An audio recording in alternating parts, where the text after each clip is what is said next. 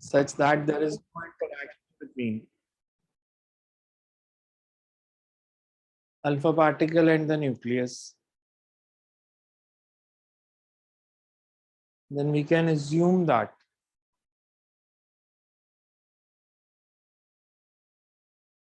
interaction potential energy,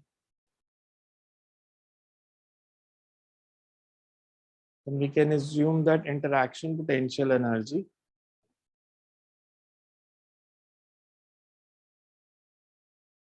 between alpha particle and nucleus is 0.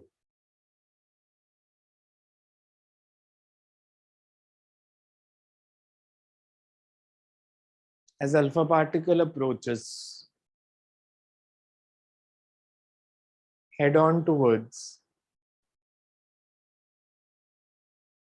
सही में repeat कर दो. As alpha particle approaches. as alpha particle approaches head on towards the nucleus,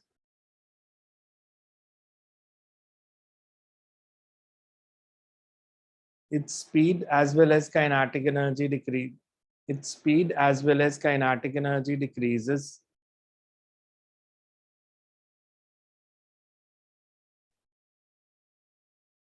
due to electrical repulsion from nucleus. Due to electrical repulsion from the nucleus. And at a certain distance R naught,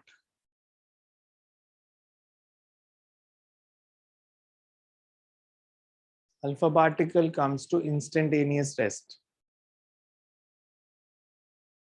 And at certain distance R naught, alpha particle comes to instantaneous rest.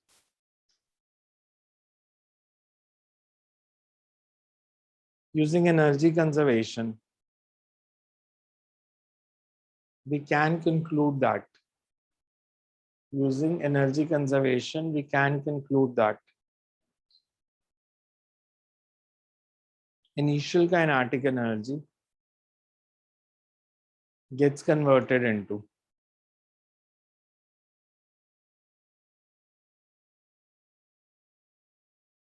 potential energy when it is at instantaneous rest.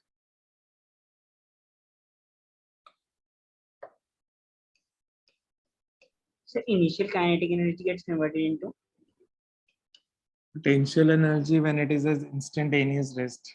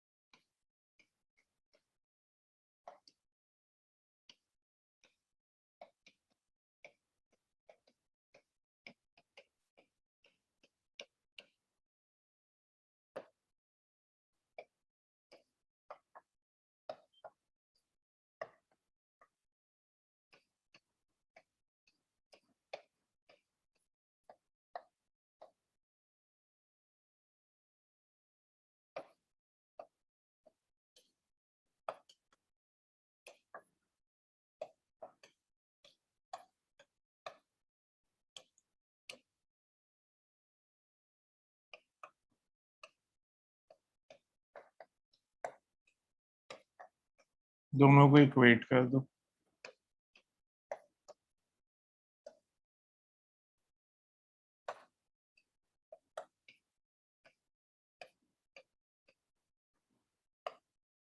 Sir एक बार थोड़ा सा ऊपर कर दो please. क्या चीज? थोड़ा सा ऊपर कर दो एक बार.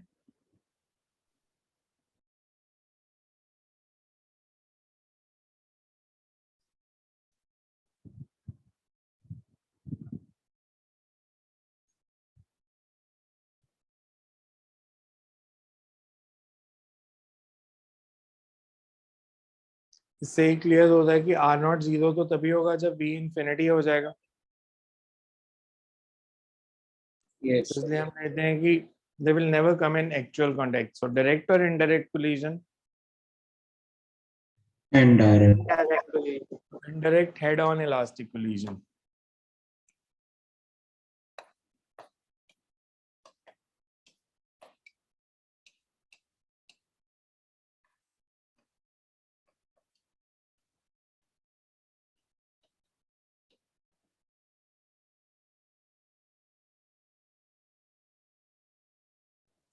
से आर नॉट वो डिस्टेंस है ना, मतलब सेंटर ऑफ न्यूक्लियस से जहाँ पे आके पार्टिकल मतलब अल्फा पार्टिकल स्टॉप किया.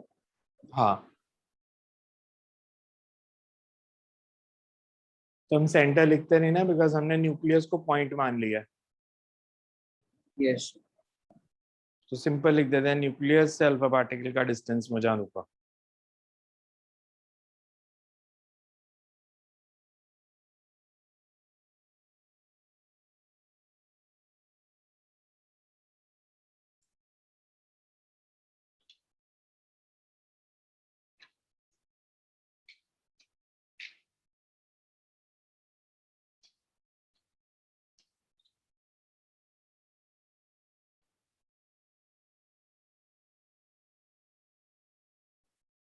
Next to write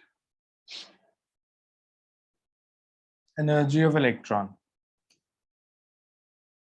Energy of electron.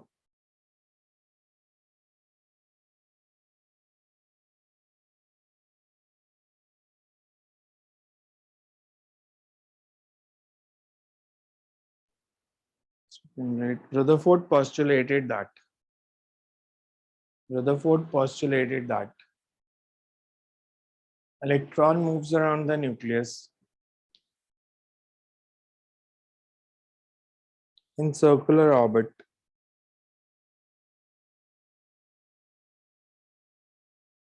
of radius r.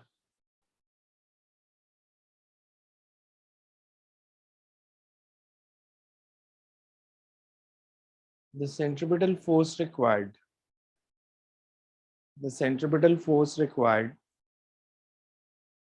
to move in circular orbit. The centripetal force required to move in circular orbit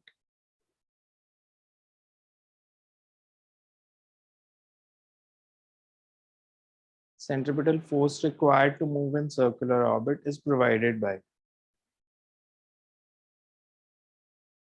centripetal force required to move in circular orbit is provided by electrostatic force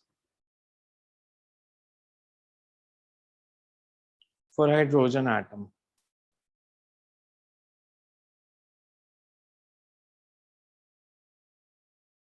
For hydrogen atom,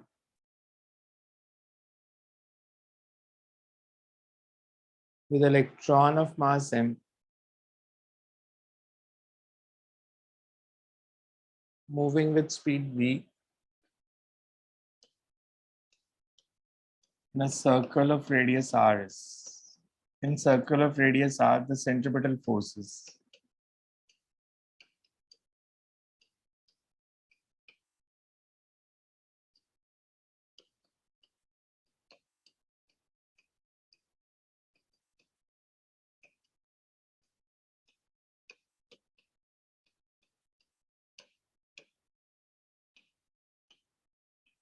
hydrogen nucleus है तो charge कितना होगा? E. E. Equate कर दें तो F is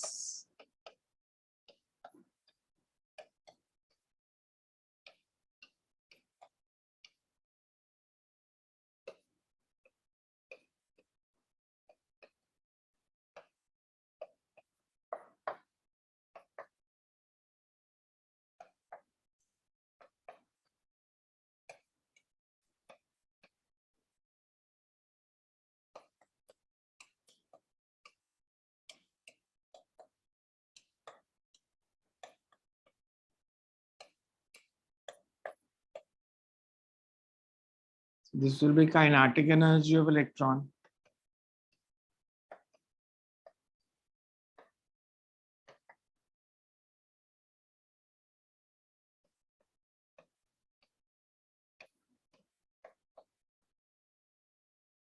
potential energy क्या हो जाएगी?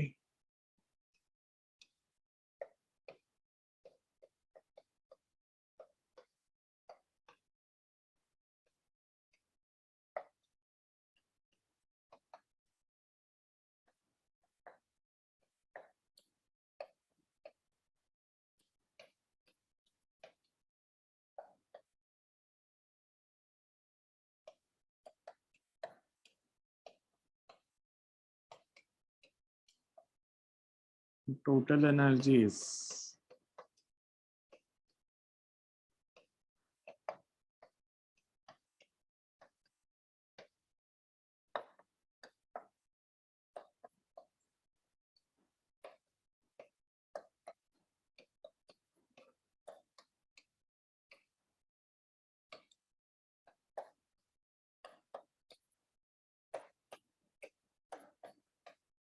ये सर्कुलर मोशन का जनरल कंसेप्ट है. Total energy is always equal to, planetary motion में भी यही आया था.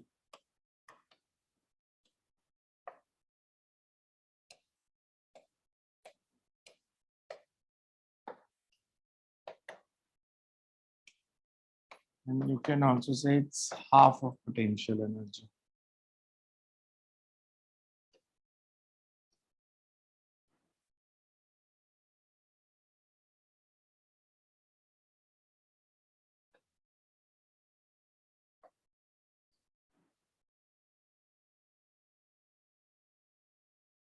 So ये बहुत यूज होगा एमसीक्यूज में. Total energy is negative of kinetic and half of potential. Sir छोटा कर दो, हम्म जूम आउट कर दो. दिख जाएगा इतना सा. यस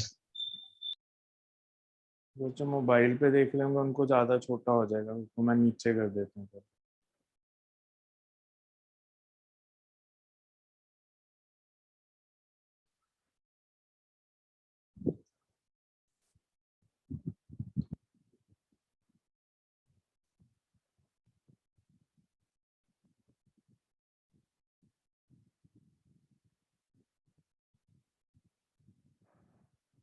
काइनेटिक एनर्जी निकाली, पोटेंशियल निकाली और ऐड कर दिया.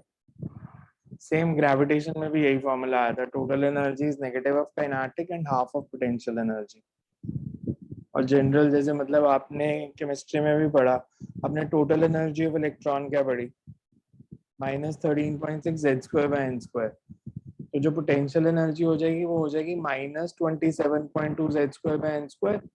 और जो काइनेटिक एनर्जी होगी that is +13.6 z²/n².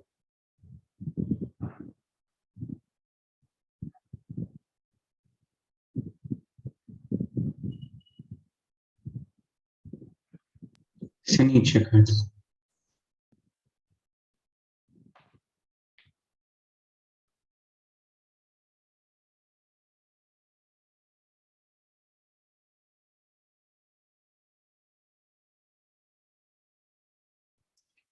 Bohr's model और रदरफोर्ड्स मॉडल में एनर्जी में बेसिकली फर्क क्या था. बोहर ने भी ऐसी फॉर्मूला ड्राइव किया था.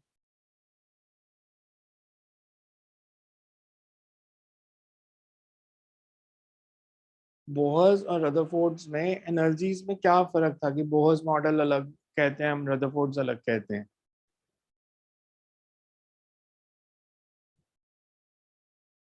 सर उसने क्वांटाइज मानी थी, इसने नहीं मानी थी. मतलब सर उसने कहा था और- एनर्जी. बोहर सर, के एक- वेल डिफाइंड रेडियस थे. रदरफोर्ड ने रेडियस की बात ही नहीं की थी. उसके हिसाब से रेडियस कुछ भी हो सकता था.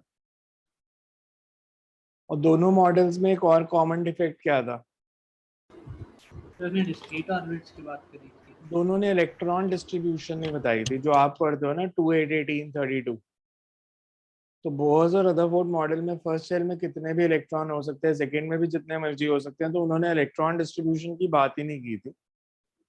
जो आप प्रिंसिपल पढ़ते हो कि 2n² होंगे, और आपने वो प्रिंसिपल पढ़े होंगे वो जो आप बनाते हो टेबल की, पहले कौन सी शेल फिल होगी फिर कौन सी फिल होगी. तो उस टाइम पे वो मॉडल नहीं थे.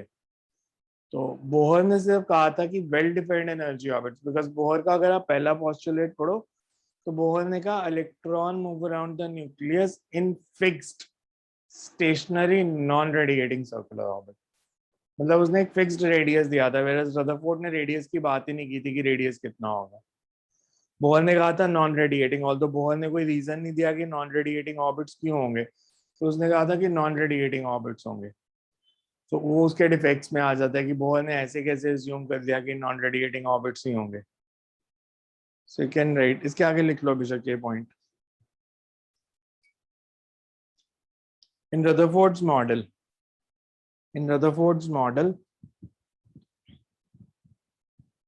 the radius of electron orbit is not well defined. Radius of electron orbit is not well defined. Therefore, electron orbit can have any radius of electron orbit is not well defined. Therefore, electrons can move in any radius. Electrons can move in any radius around the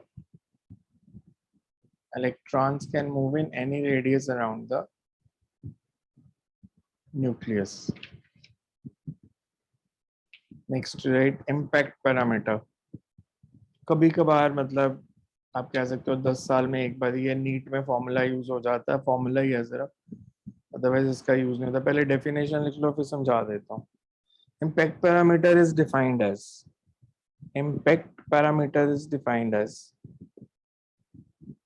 the perpendicular distance of initial velocity vector of alpha particle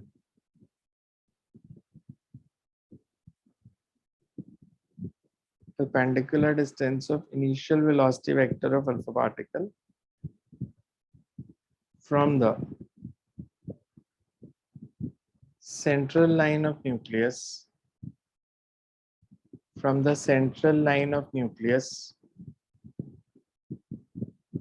when particle is from the central line of nucleus when the particle is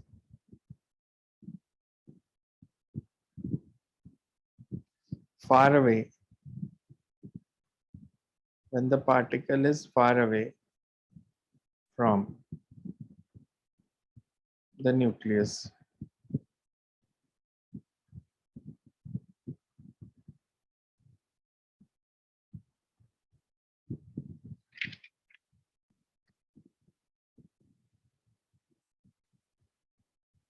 Impact parameter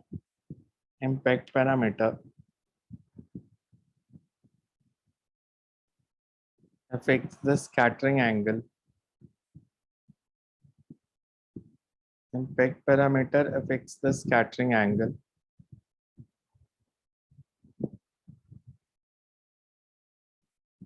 of alpha particles when they interact with the nucleus.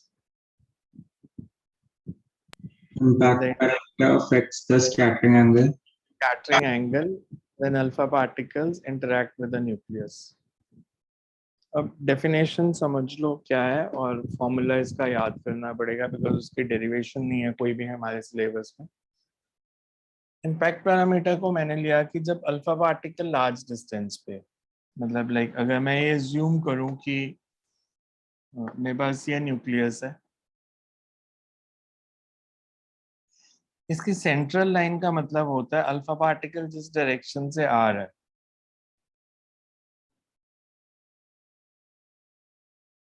Line passing through centre towards alpha particle, तो ये central line.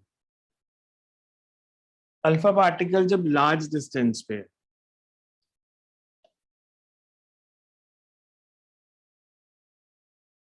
मतलब जब अभी interaction शुरू नहीं हुई alpha particle और nucleus में, तो सेंट्रल लाइन और वेलोसिटी की डायरेक्शन में जो डिस्टेंस होगा perpendicular distance, this is called impact parameter.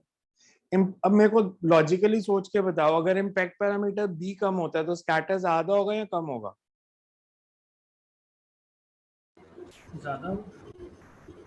ज्यादा होगा, बिकॉज अगर मैं बी को बढ़ाता जाऊंगा, यहां से जाएगा तो इसको तो हम लेंगे अनडेविएटेड ही निकल जाएगा.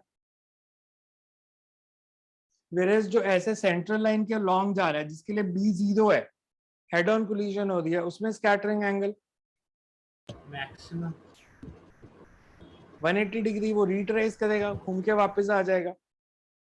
तो इस डिस्टेंस को हम बोलते हैं स्कैटरिंग इम्पैक्ट पैरामीटर, और इसके हिसाब से स्कैटरिंग एंगल वेरी करता है कि जैसे पार्टिकल इधर था तो इधर चला गया. तो अगर मैं आपसे पूछूं स्कैटरिंग एंगल एक्यूट है या ऑब्ट्यूज है इस केस में, Acute. Acute. बिकॉज हम इसको बोलेंगे कि ये स्कैटरिंग एंगल है। अगर मैं बी को कम करूंगा तो थीटा बढ़ता जाएगा, बी 0 हो जाएगा तो थीटा 180 हो जाएगा। सो ये डायग्राम बना लो, फिर लिखते हैं।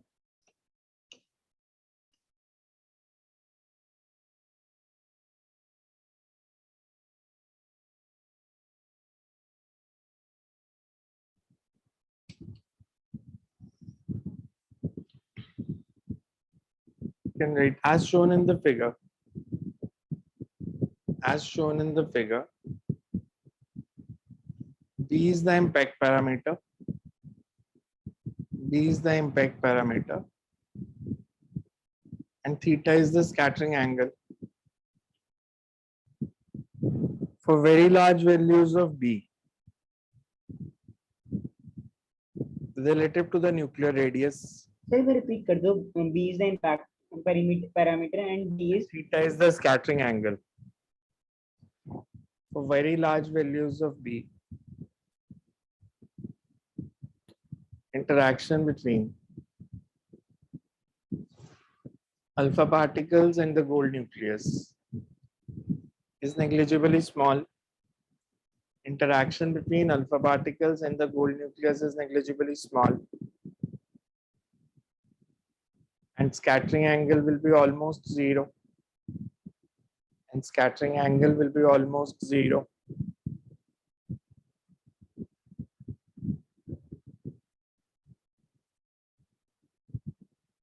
Whereas if impact parameter reduces to zero, if impact parameter reduces to zero, it is called head-on collision. It is called head-on collision.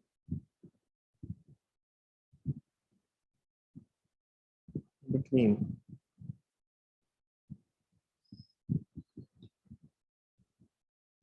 it is called head-on collision between alpha particle and the nucleus, and scattering angle will be 180. Rutherford found the relation between impact parameter and scattering angle as impact parameter and scattering angle as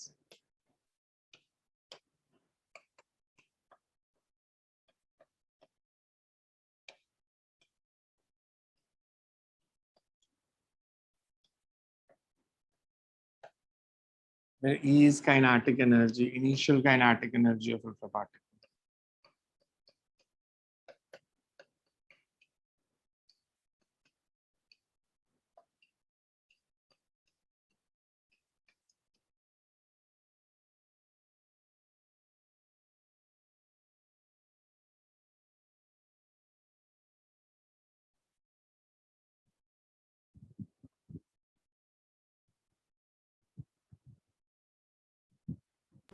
sir ये experimental result है कि उसने derive किया था किसी तरीके से? मतलब रदरफोर्ड ने ऑलमोस्ट एक्सपेरिमेंटली किया था। इसकी डेरिवेशन आती है आगे जाके बीएससी में, बट हमने नहीं करनी होती। हमें सिर्फ कई बार एमसीक्यूज में फॉर्मूला लग जाता है, वो भी मेडिकल एग्जाम्स में ज्यादा लगता है बिकॉज नॉन मेडिकल एग्जाम में वो प्रेफर करते कुछ भी ऐसा ना पूछे जिसमें रट्टा लगाना पड़े।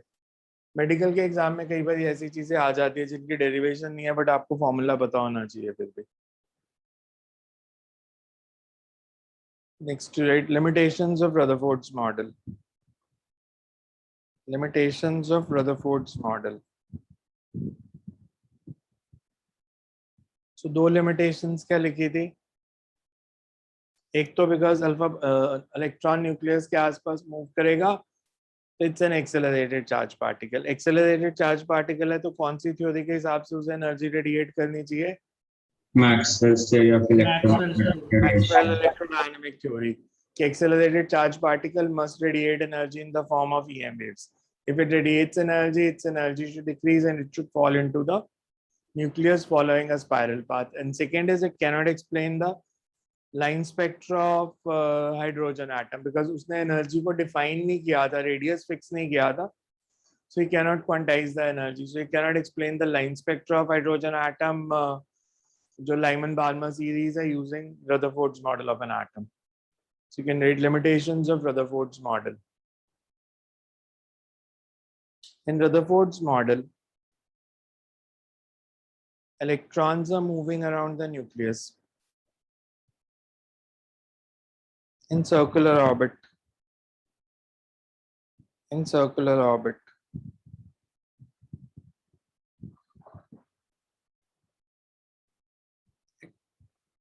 Thus, according to Maxwell's theory of electrodynamics. Thus, according to Maxwell's theory of electrodynamics, electron is an accelerated charged particle. Electron is an accelerated charged particle and it must radiate energy. Electron is an accelerated charged particle and it must radiate energy in the form of electromagnetic waves. It must radiate energy in the form of electromagnetic waves. Thus, sir अपनी ये कहते हैं electron is a charge accelerated charged particle and it must radiate energy in the form of electromagnetic waves. Therefore, its energy should be, therefore its radius should decrease and it should fall into the nucleus following a spiral path. साथ में diagram बना सकते हो, सिर्फ diagram बनाने की जरूरत है, ऊपर वाला हमने लिख लिया. Because accelerating electron radiates energy, size of orbit decreases. Sir एक बार जो डायग्राम ब्राइट आ रहा था बहुत, एक बार थोड़े से इसे एक्सपैंड कर दो प्लीज. स्पाइरल पाथ बनाना है सीधा. सर एक बार लास्ट लाइन रिपीट कर दो. कहाँ तक लिखा आपने? Sir, its radius should decrease and it should Radius should decrease and it should fall into the nucleus following a spiral path. It should fall into the nucleus following a spiral path. साथ में diagram बना सकते हो.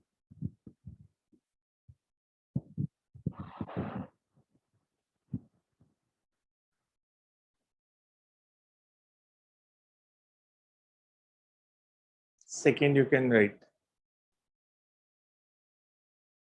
In Rutherford's model,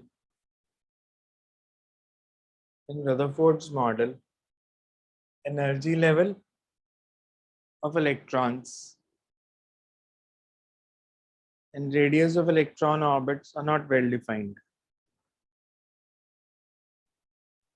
In Rutherford model, Energy level of electrons and radius of electron orbits are not well defined. Therefore,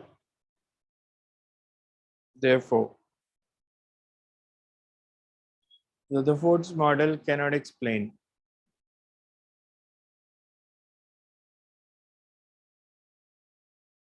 the atomic spectra. Rutherford's model cannot explain the atomic spectra.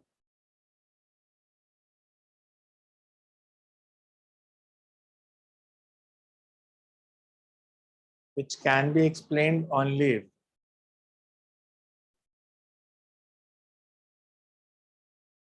electrons have quantized energy levels. Which can be explained only if electrons have quantized energy levels.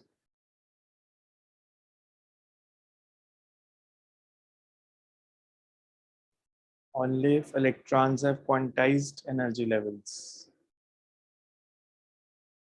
Next is Bohr's model of an atom. Bohr's model of an atom. तीन postulate क्या थे Bohr's के?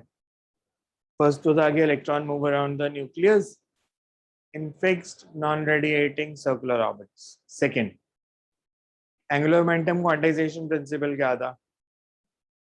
mvr is equal to nh by 2 pi. Angular momentum of electron revolving around the nucleus is quantized and it's always integral multiple of h by 2 pi. So angular momentum quantized. Third, third postulate, Energy is radiated in contours. सो उसने क्या कहा था, energy is either absorbed और radiated whenever electron transition takes place between two levels, and E2 minus E1 is always equals to h nu.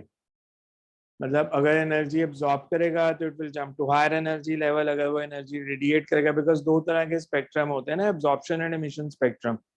तो atoms का absorption spectrum क्या होता है और एमिशन स्पेक्ट्रम क्या होता है?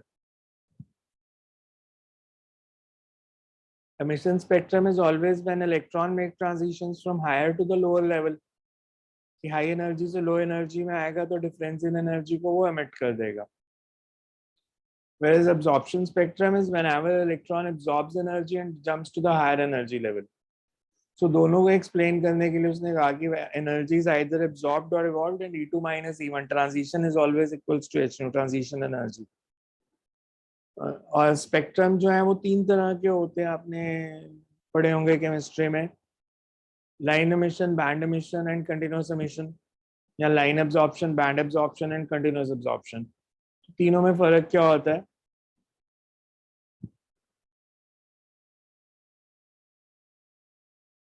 एब्जॉर्प्शन के लिए बता दो या एमिशन के लिए बता दो? इन तीन तरह के स्पेक्ट्रम में क्या फर्क होता है? +1 में पढ़ के आए हो फिजिक्स में भी।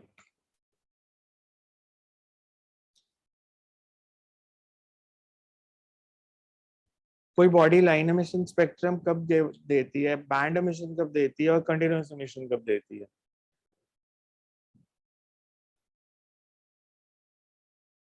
अच्छा, तीनों में फर्क क्या है ये तो बता दो।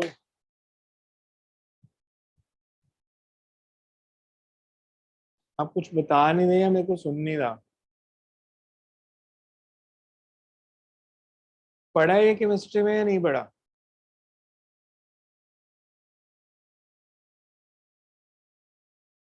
पढ़ा है या नहीं पढ़ा?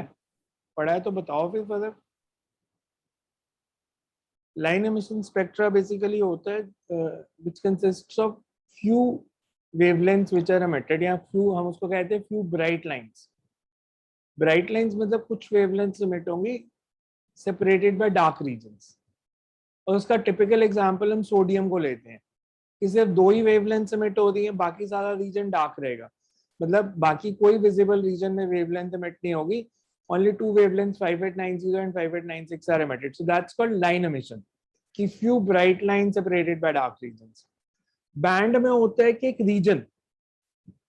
रीजन मतलब जैसे 5000 से लेके 5500 तक सारी वेवलेंथ्स एमिट हो रही है, 5000 से कम वाली भी कोई नहीं एमिट हो रही है और 5500 से ज्यादा वाली भी कोई नहीं हो रही, तो that's called band emission spectrum, के एक बैंड, एक group of energy levels emit हो रहे हैं। तो एक एंड पे इंटेंसिटी हाई होती है, एक एंड पे इंटेंसिटी लो होती है, जैसे 5000 से 5500 तक सारी वेवलेंथ्स एमिट हो रही है, तो हो सकता है 5500 एंगस्ट्रॉम वाले एंड पे इंटेंसिटी ज्यादा हो, मतलब वो फोटॉन्स ज्यादा एमिट हो रहे हैं, और 5000 एंगस्ट्रॉम वाले कम हो रहे हैं। तो जिधर ज्यादा इंटेंसिटी होती है that is referred as band head, और जिधर कम इंटेंसिटी होती है that is referred as band tail. और continuous emission, all the possible wavelengths are emitted. So line को हम लेते हैं, line emission is generally given by substances in the vapor state, sodium vapor, mercury vapors, whereas band emission is given out by gases in the molecular states when they are heated, O2, H2, N2, इनको heat up करोगे तो they will give a band emission spectrum, and continuous emission is given by black body. continuous emission is given by all the substances irrespective of their nature when they are heated to very high temperature or provided very large energies. कि किसी भी चीज को 1 million kelvin तक heat up कर दोगे तो it's going to give a continuous emission spectrum only irrespective of the nature. जैसे उसमें हमने कहा कि लाइन में वेपर स्टेट होनी चाहिए, बैंड में मॉलिक्यूलर स्टेट होनी चाहिए, इसमें इंडिपेंडेंट ऑफ नेचर हो जाता है।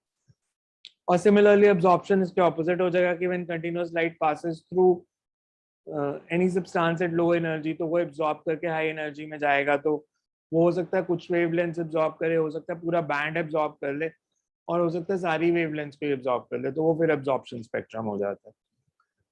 सो बोहर ने कहा कि जब भी ट्रांजिशन होगी एनर्जी यहाँ तो एब्जॉर्ब होगी या इवॉल्व होगी, और जो डिफरेंस इन एनर्जीज होगा E2 minus E1 that will be given out or absorbed as photon. E2 minus E1 is equals to h nu. 3 postulate clear, because यहीं से हमने फिर लिमिटेशंस लगानी शुरू करनी है. जैसे बोहर ने कहा fixed stationary non radiating orbits, कोई रीजन नहीं दिया, ना तो ये रीजन दिया कि सर्कल ही क्यों होगा. सोमरफेल्ड ने मैथमेटिकली प्रूव कर दिया कि अगर ऑर्बिट है ये तो फिर वो एलिप्टिकल होना चाहिए एंगुलर मोमेंटम को कंजर्व करने के लिए. सेकेंडली उसने नॉन रेडिएटिंग मैक्सवेल की थ्योरी के अगेंस्ट चला गया. मैक्सवेल ने एक्सपेरिमेंटली वेरीफाइड थ्योरी थी मैक्सवेल की कि किसी भी तरह से चार्ज पार्टिकल एक्सेलरेट करे तो रेडिएट करेगा. उसने एनर्जी लेवल्स और वेलोसिटी को वेल डिफाइन भी कर दिया.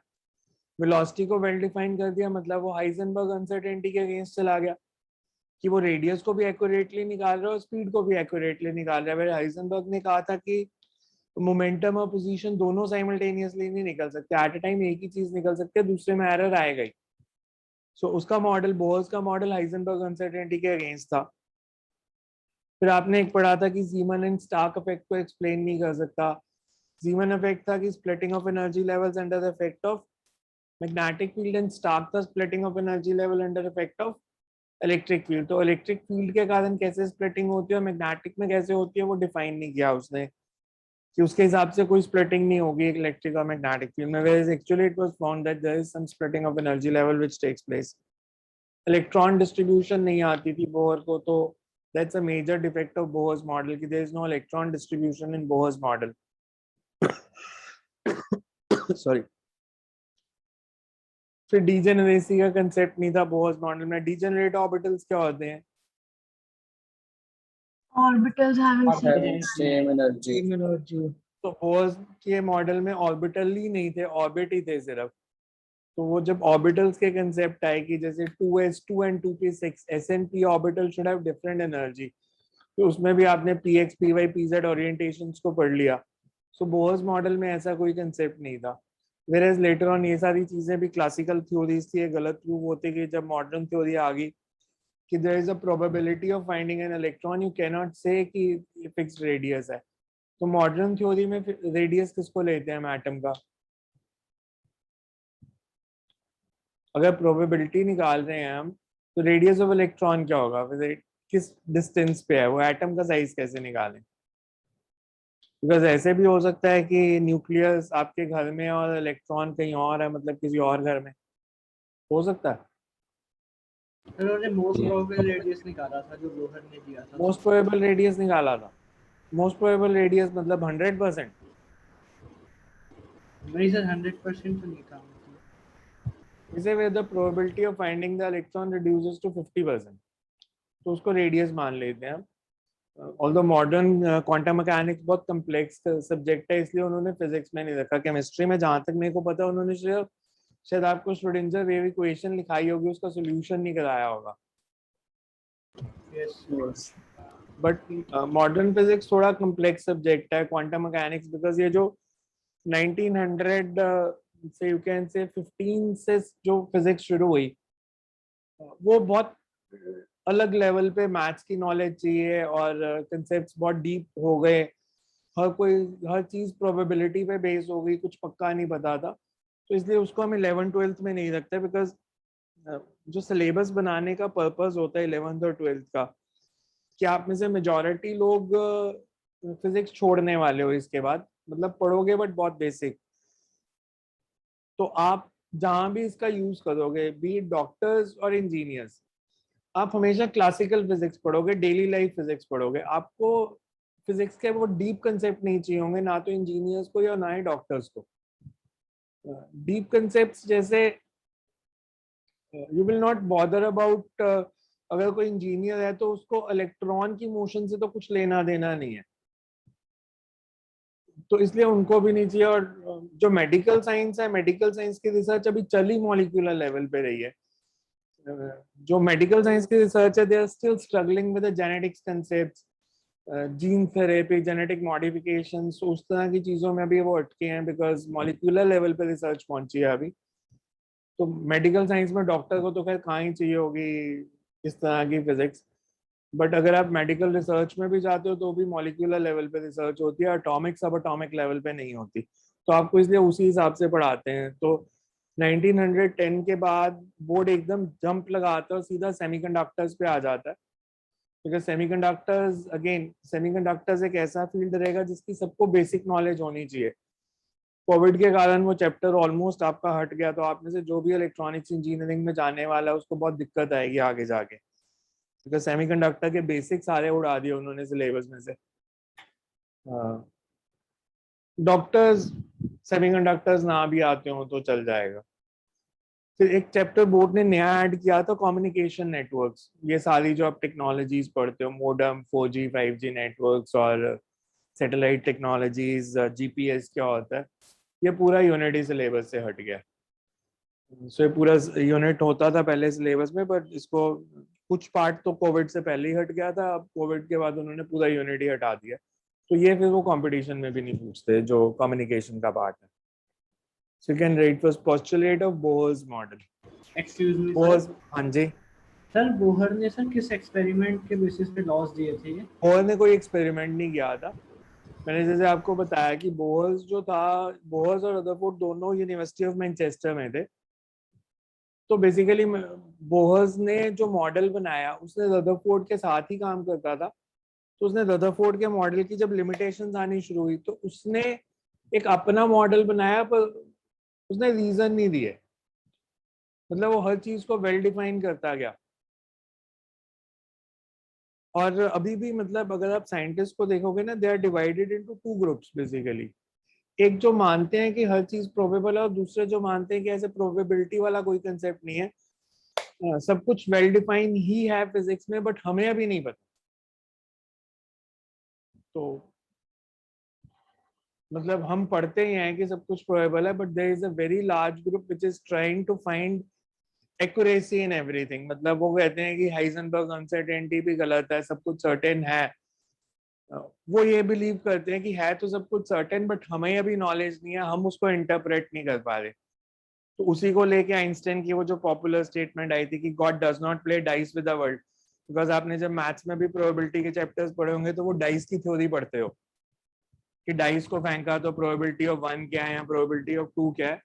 तो आइंस्टाइन ने बोला था God does not play dice with the world, सब कुछ बहुत एक्यूरेट है, सब कुछ वेल डिफाइंड है, we are not able to interpret that what God has given us.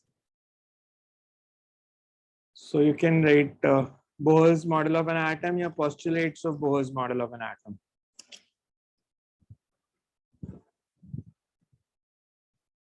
So Bohr का कोई एक्सपेरिमेंट कभी नहीं किया बोहर्स ने।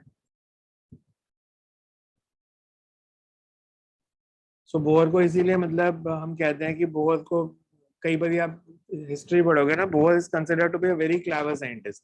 खुद कुछ नहीं करता था, इधर उधर से थ्योरीज उड़ा के उनको इंटरप्रेट करता था वो बस। So you can write according to Bohr's model of an atom. According to Bohr's model of an atom, first point is every atom consists of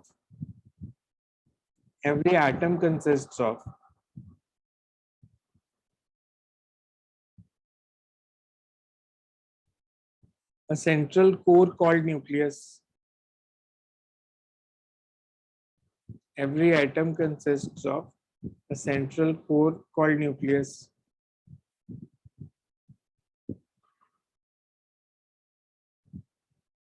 in which,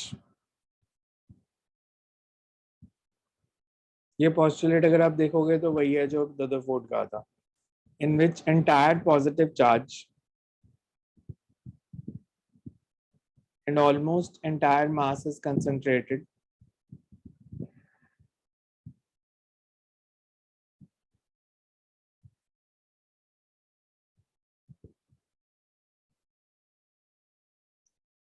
Electrons revolve around this nucleus.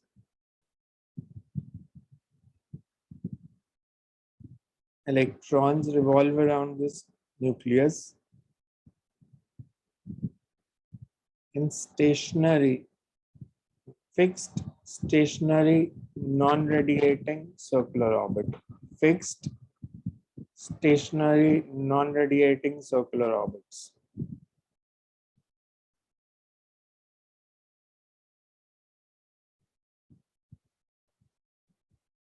Bracket में इसके आगे लिख लो, because ये Bohr ने नहीं कहा था, but हम इस कंसेप्ट को यूज करेंगे. The centripetal force required, the centripetal force required to move in circular orbit, the centripetal force required to move in circular orbit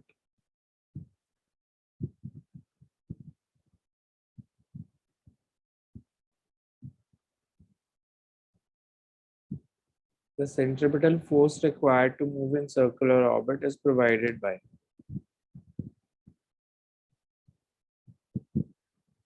electrostatic force of attraction,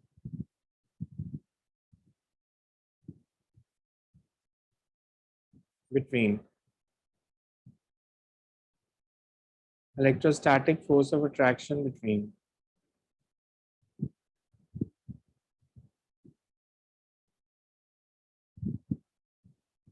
electron and the nucleus.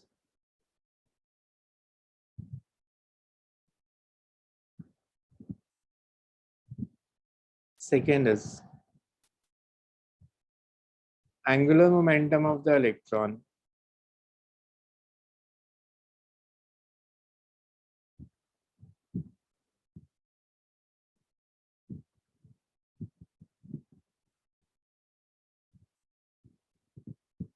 angular momentum of electron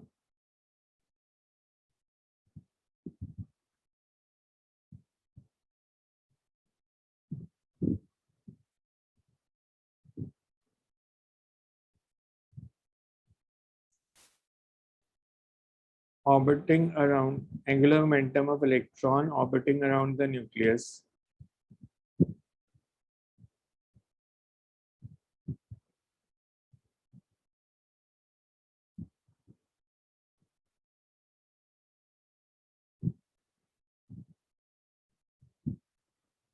angular momentum of electron revolving around the nucleus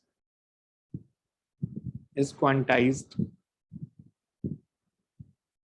and always equal to integral multiple of h by 2 pi.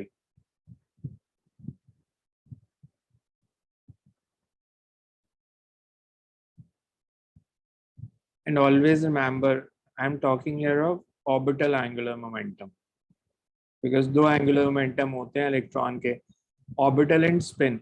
So ये Bohr ने orbital angular momentum की बात की थी, spin angular momentum उसके बाद आया था, जो आप प्लस माइनस हाफ पढ़ते हो.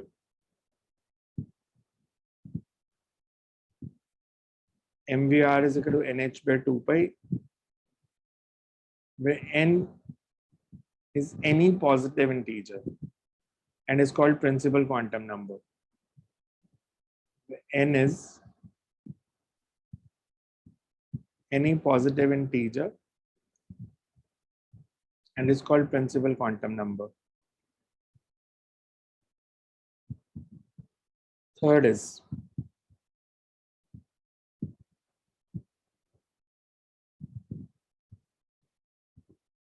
emission or absorption of energy.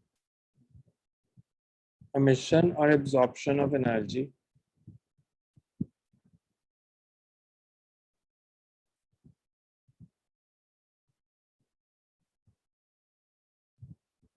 emission or absorption of energy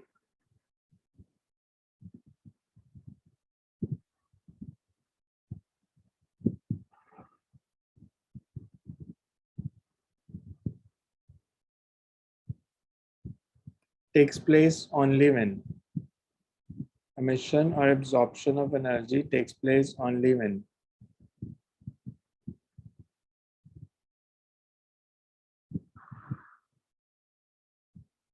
emission or absorption of energy takes place only when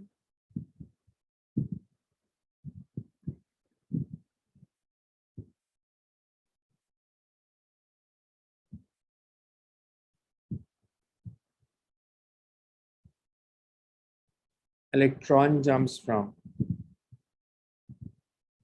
one non-radiating orbit to another, from one non-radiating orbit to another,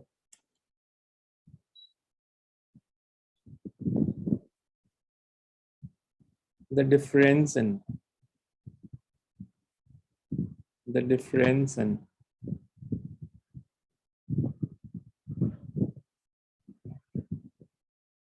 total energy of the electron, difference in total energy of electron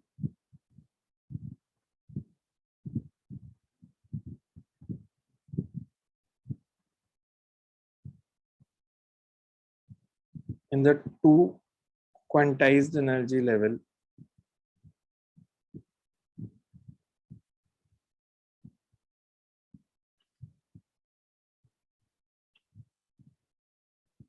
is the energy absorbed when electron jumps from when electron jumps from inner to outer orbit and emitted when electron jumps from outer to inner orbit. That is E2 minus E1 is equals to h nu. Say That repeat is करना when electron jumps from inner to outer orbit. absorbed when electron jumps from inner to outer orbit and emitted when electron jumps from outer to inner orbit.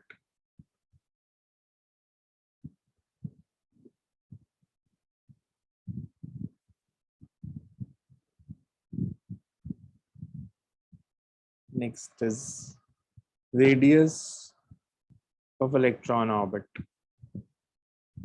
Radius of electron orbit जो आपने पढ़ा था R proportional to n square. Radius of electron orbit. So you can write for electron of mass m. For electron of mass m moving with speed v in a circular orbit of radius r, angular momentum is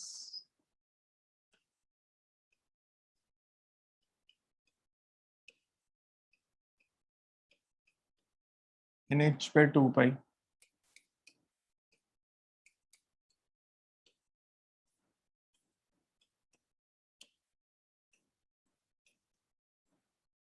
means v is equal to nh by 2 pi mr. Also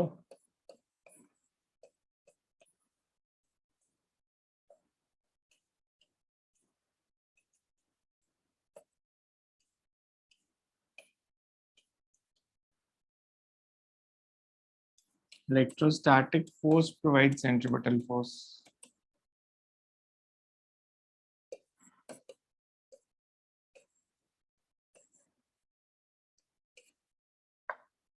Means mv square by r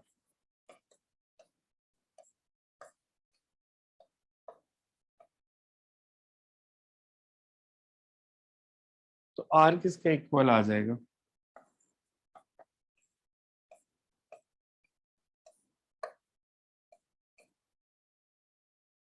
kz e square by mv square.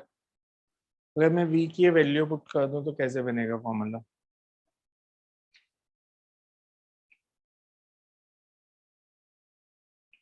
r की value निकालनी है हमने और hydrogen atom है तो z को 1 ले सकते हो. अब मतलब यहाँ पे भी डायरेक्ट सब्स्टिट्यूशन कर सकते हो बिकॉज अगर आप v को पुट करोगे ना उसमें एक और r आएगा. मतलब यहाँ पे भी बिकॉज r आप ऐसे देख लो बस फिर आपको कंफ्यूजन नहीं रहेगी. m by r v square is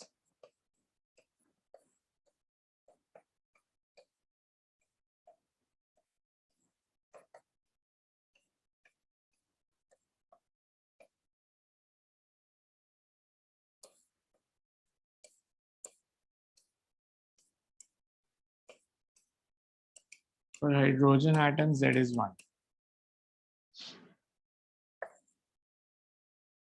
R comes out to be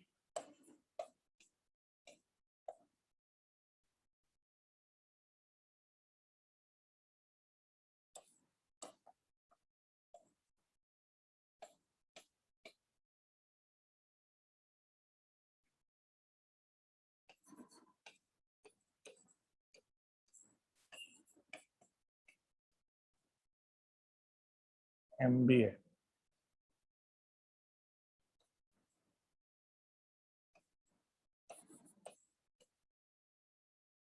Z नहीं है for hydrogen atom.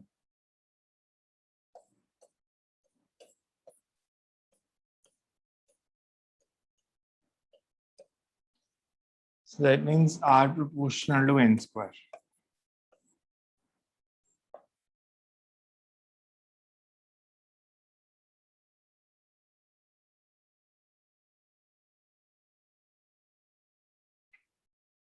आपने अगर इस फॉर्मूले को देखें, n को छोड़ के बाकी सब कांस्टेंट है, सो आप इसको ऐसे भी लिख सकते हो, where k is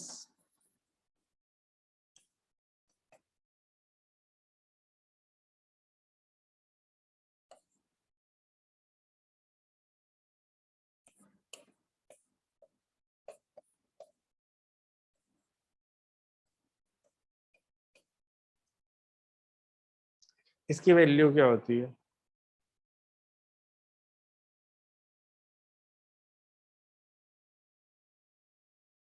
इसकी वैल्यू आपने शायद पढ़ी होगी केमिस्ट्री में, 10 raised to power। First Bohr orbit का रेडियस क्या था? 0.529 angstrom. 0.529 एंगस्ट्रॉम। सो Z भी साथ में लेंगे तो 0.529 फॉर हाइड्रोजन एटम, फिर हम ऐसे लिख सकते हैं फॉर हाइड्रोजन एटम। Z को 1 पुट कर देंगे,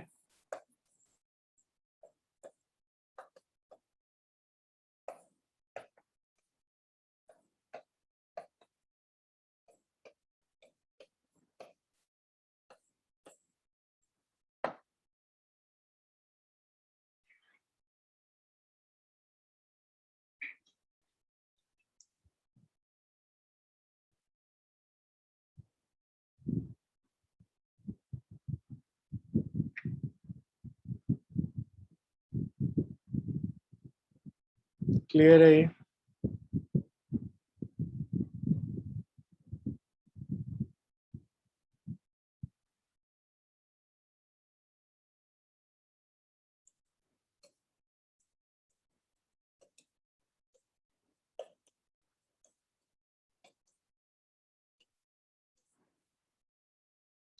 अगर मेरे को वेलोसिटी ऑफ इलेक्ट्रॉन निकालनी है तो मैं कैसे निकालूं? हमने अभी रेडियस का फॉर्मूला एक लिखा था, R इज इक्वल्स टू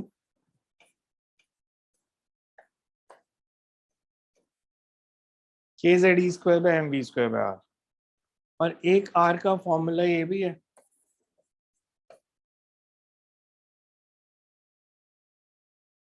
यहां से देखो, R is equals to NH by 2 pi MV।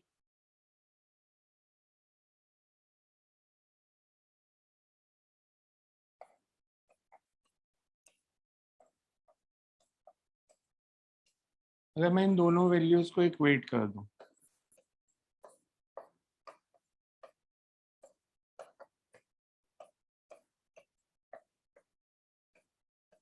तो V किसके इक्वल आ जाएगा?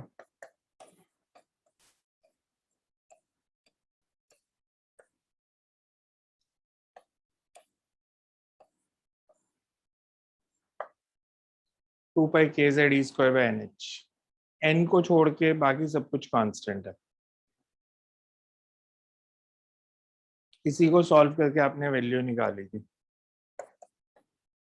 केमिस्ट्री में जो लिखी थी।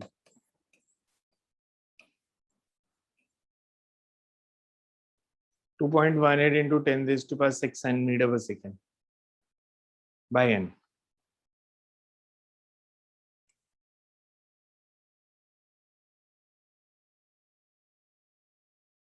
And this is for hydrogen. Hydrogen नहीं होगा तो Z by N कर देंगे।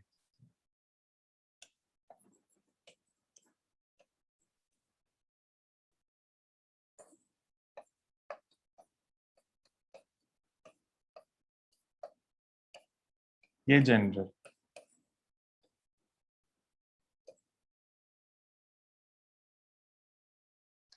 फिर इतना देख लेना, अभी मैथमेटिकल काम ज्यादा है, मतलब कोई बहुत डीप कंसेप्ट नहीं किया हमने आज, तो कल करते हैं इसके आगे। फिर फ्रीक्वेंसी ऑफ इलेक्ट्रॉन ऑर्बिट निकालेंगे और काइनेटिक और potential energy, total energy, then spectral series.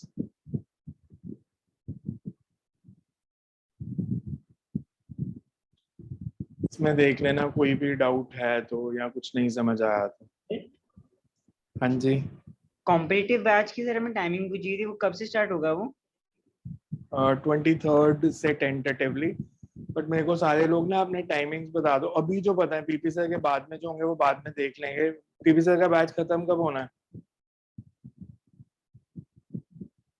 पता भी या नहीं पता? सर कभी बताया नहीं सर ने। ठीक है, बिकॉज बायो का उनका बैच तो शुरू हो रहा है, मैथ्स वैसे ही सबका ऑनलाइन ही होगा मेरे ख्याल से, ट्रू मैथ्स पे है तो मेरे को एक बार बता देना ताकि हम टाइमिंग्स वगैरह प्लान कर सके। 23rd टेंटेटिव डेट है, मतलब अगर सिलेबस तब तक खत्म हो गया वो 24th भी हो सकती है, 25th भी और 22 भी, और डेज भी सिलेक्ट करने होंगे बिकॉज कंपटीशन की क्लास डेली नहीं लगती, नॉर्मली 2 घंटे की क्लास लगती है कि 2 आवर्स डेली, 2.5 आवर्स डेली। तो उसमें मेरे को टाइम स्लॉट भी ऐसा चाहिए होता है कि आपकी एटलीस्ट बाद में कोई उसके क्लास ना हो, बिकॉज कई बार ये होता है कि हम कोई टॉपिक शुरू किया हमने, मान लो से लॉज ऑफ मोशन शुरू किया और उसके सारे कंसेप्ट्स कर रहे हैं, तो समटाइम्स इट हैपेंस कि वो 2 घंटे में क्लास नहीं चल रही है, अभी और रहती हैं चीजें, तो वो 2.5 आवर भी एक्सटेंड हो जाती है कई बार, तो उसके बाद कम से कम आधा पौना घंटा कोई और क्लास ना हो, तो उस हिसाब से टाइमिंग्स रखने होते हैं।